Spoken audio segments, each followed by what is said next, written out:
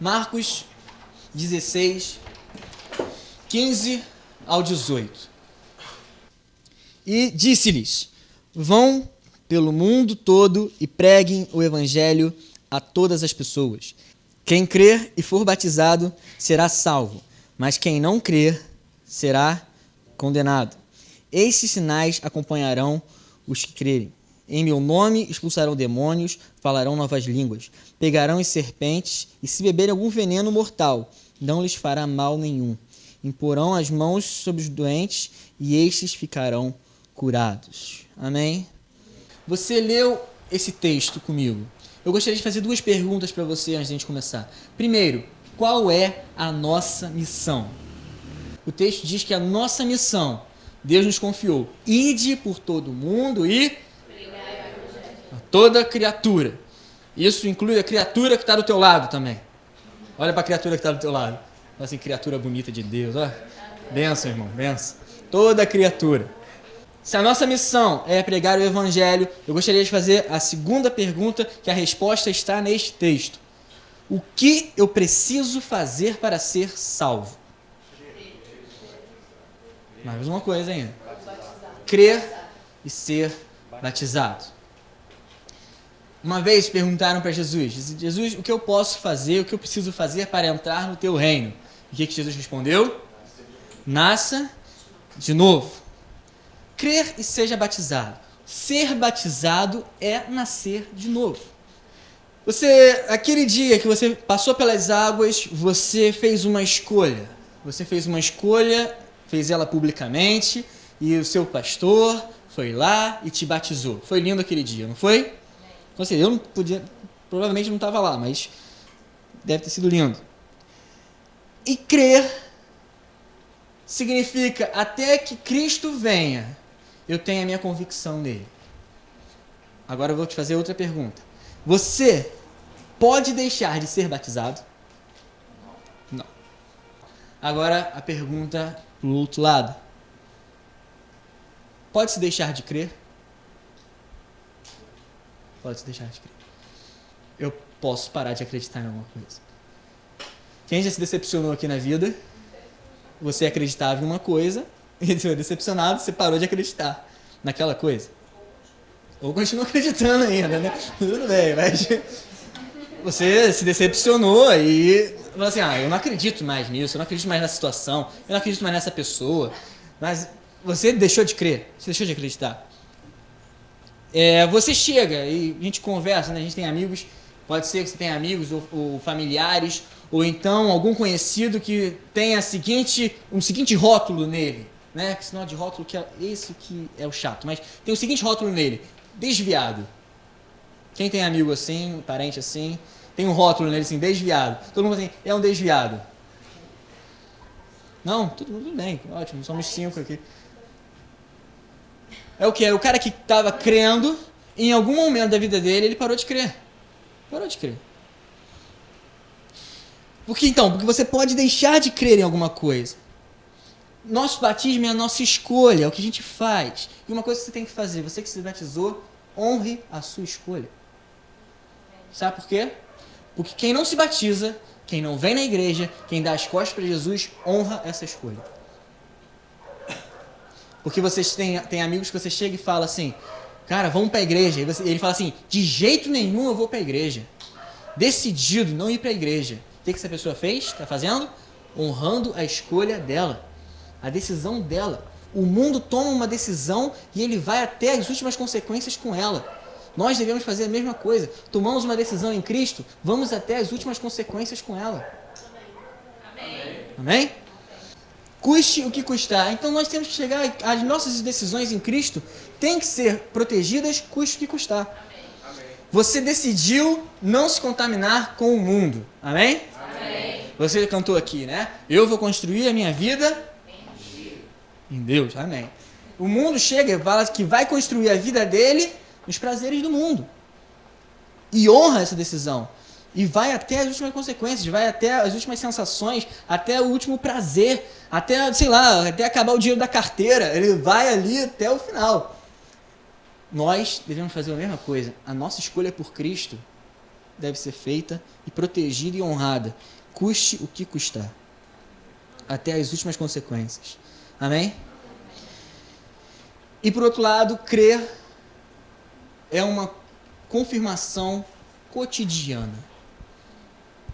Você acorda e você sabe qual é o seu nome, você sabe onde você nasceu, você sabe quem é seu pai, sabe quem é sua mãe, você sabe onde você está, você sabe qual time você torce, né? Ninguém precisa lembrar que você mora na rua tal, você acorda já sabendo. Assim, nesse exemplo bobo, é bobinho pra caramba, eu sou muito bobo. Mas nesse exemplo bobo, nós devemos acordar todos os dias com a nossa cabeça o quê? Crendo em Cristo Jesus. Nada nos separa do amor dele. Nada nos separa de Cristo. Isso é uma confirmação cotidiana. E como nós confirmamos essa escolha todos os dias? Crendo verdadeiramente. Crer é diferente de acreditar. Não, Davi, é a mesma coisa, eu sei, mas aqui na palavra é diferente. Vai muito além de acreditar, vai muito além de confiar em algo que foi dito a você.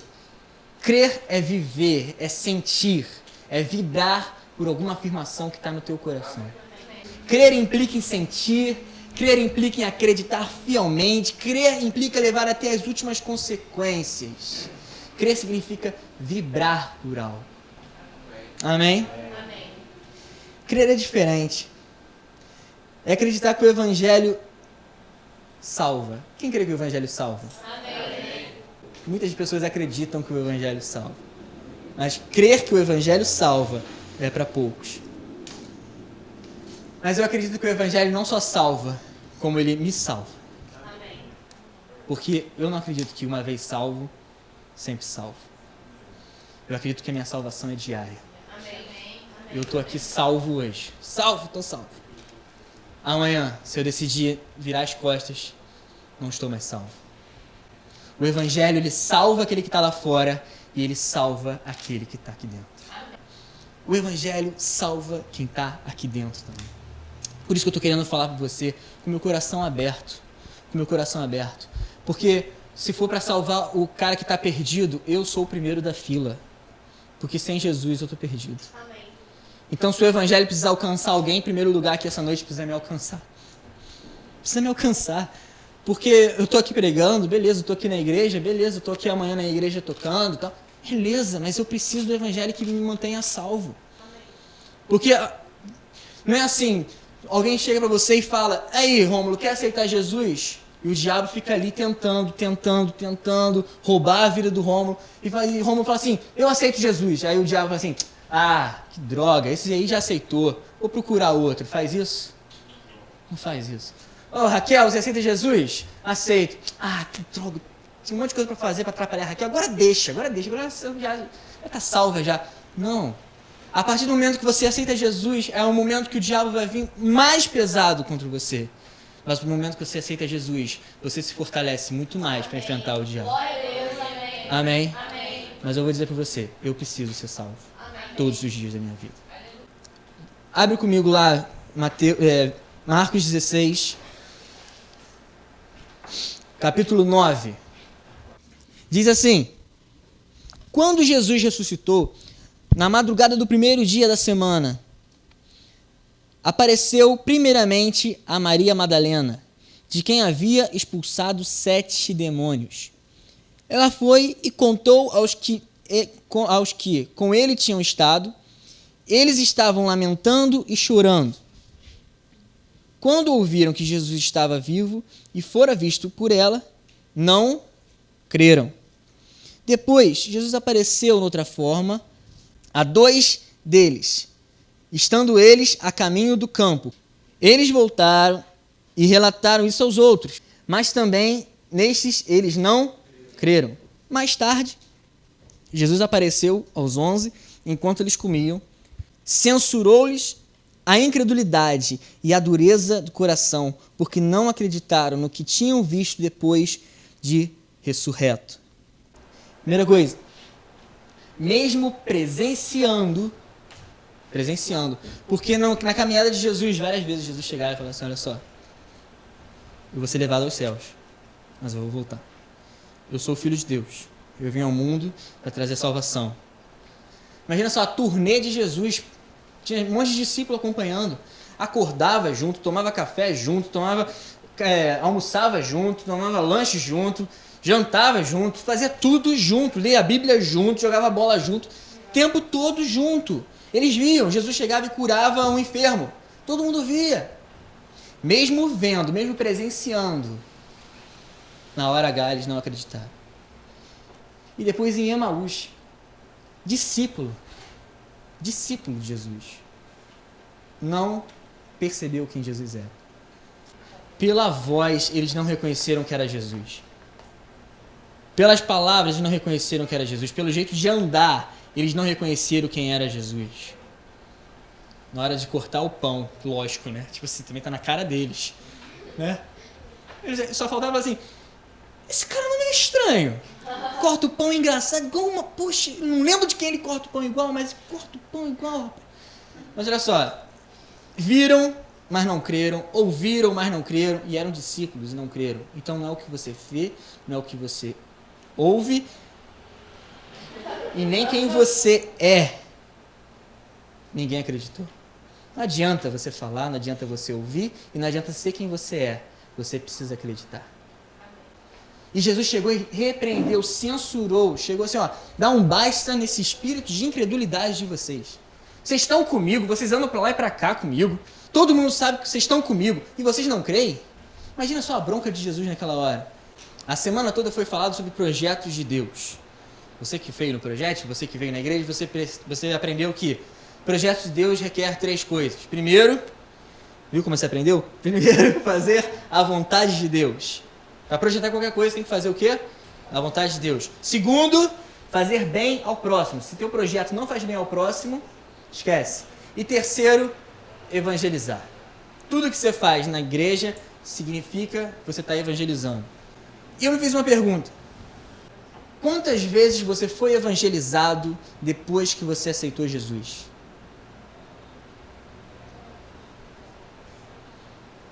Sim, você foi evangelizado.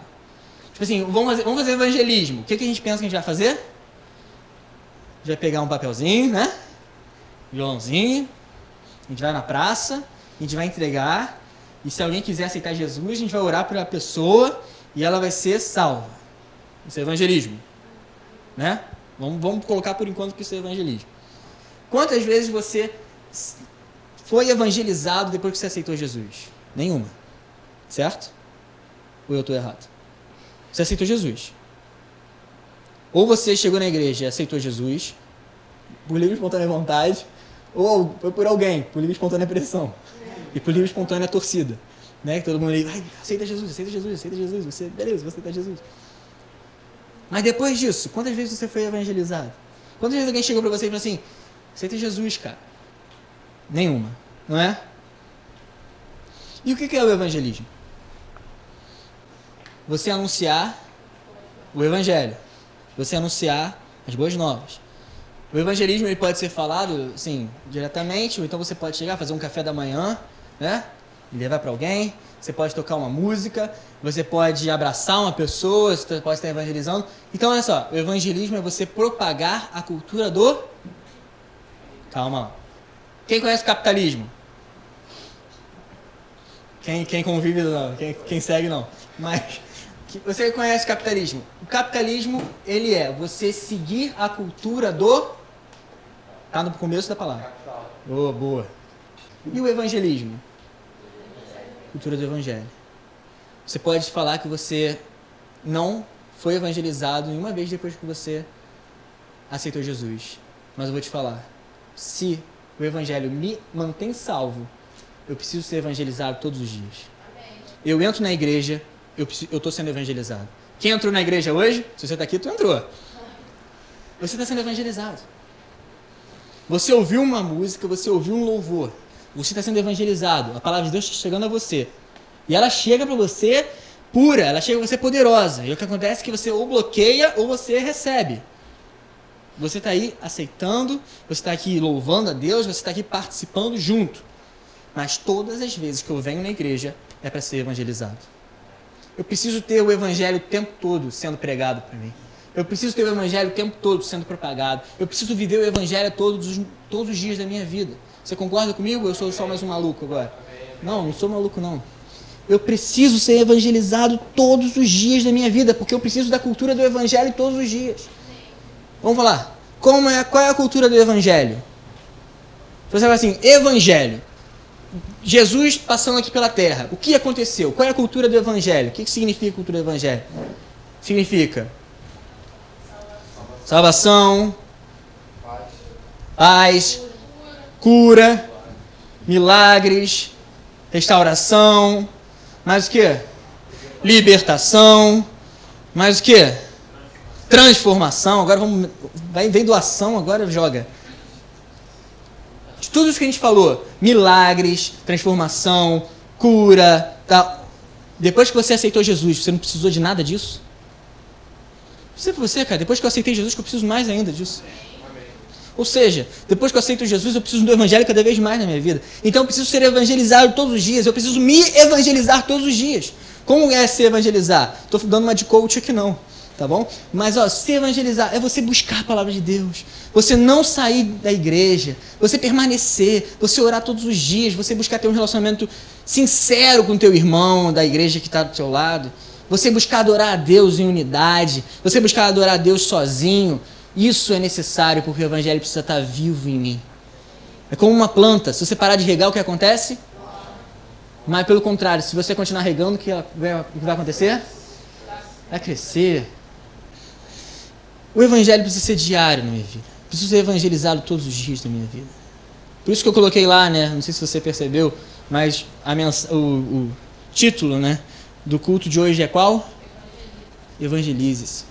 Porque não tem vergonha nenhuma em falar, eu quero ser evangelizado. Aí você pensa assim, esse é o problema. Vai chegar e isso vai cair na frente de pessoas que estão há 20 anos na igreja, 30 anos na igreja, 40 anos na igreja, tem 50 anos de idade, 60 anos de igreja. Vai chegar para a pessoa e vai falar assim, eu preciso ser evangelizado? Esse é o problema. Que eu falei ali dos rótulos, esse é o problema. O que estraga é o rótulo. O que estraga é o rótulo. Você se preocupa com os rótulos, as pessoas ficam te vendo porque você tem um rótulo e os rótulos atrapalham. Eu preciso, independente, sou filho de pastor, nasci na igreja, estou na igreja todos os dias, eu casei na igreja, estou aqui na igreja, mas eu preciso ser evangelizado por Deus todos os dias. Eu preciso do evangelho em mim. Se eu deixar de ser alimentado pelo evangelho, eu morro nesse mundo. Versículo 19 diz assim, depois de lhes ter falado, o Senhor Jesus foi elevado aos céus, assentou-se à direita de Deus. Então os discípulos saíram e pregaram por toda parte. E o Senhor cooperava com eles, confirmando-lhes a palavra com sinais que a acompanhavam. O que vai confirmar que nós estamos vivendo o Evangelho vão ser os sinais das maravilhas. Eu creio que nós vamos ver como a gente já está vendo.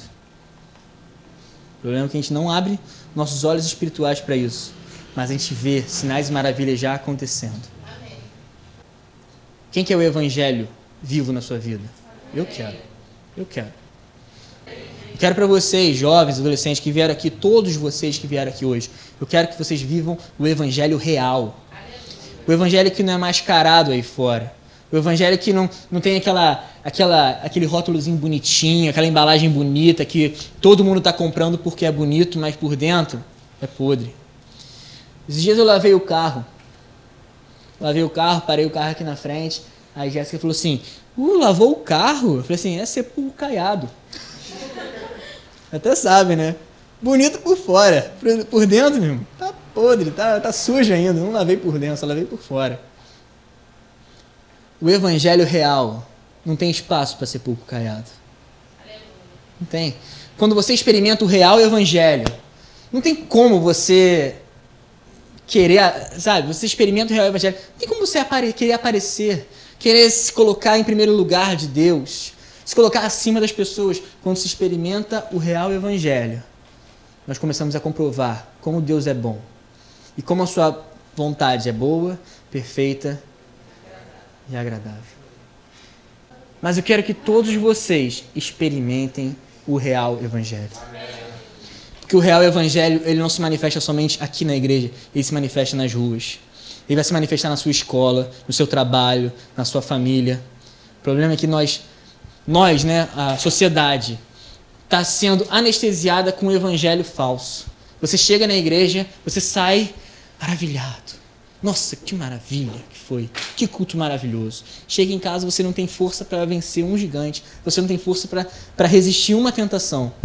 O real evangelho, ele vai ser manifesto aqui, mas nas ruas também. Na sua casa, na sua escola, na sua faculdade, no seu emprego. O real evangelho vai invadir essas áreas. Se você decidir se evangelizar todos os dias da sua vida. A escolha que você fez, ser batizado. Eu pequei, estava desviado, né? Beleza. Mas olha só, você não deixe de crer, você continue crendo. Honre a tua escolha. Viva o evangelho, creia no evangelho que salva, que cura, que restaura. Você vai ver. Sinais e maravilhas acompanharão você. Amém. Por onde você for. Você tem problema na sua casa? Tu vai dizer, não. Primeiro problema, mentira. Já está aí o primeiro problema. Você tem problema na sua casa. Você tem problema no seu trabalho, você tem problema na sua escola, você tem problema pessoal, você tem problema dentro de você. Mas o evangelho, ele vem e ele muda tudo. Ele te dá força para você vencer tudo aquilo que vier se levantar contra você. Amém?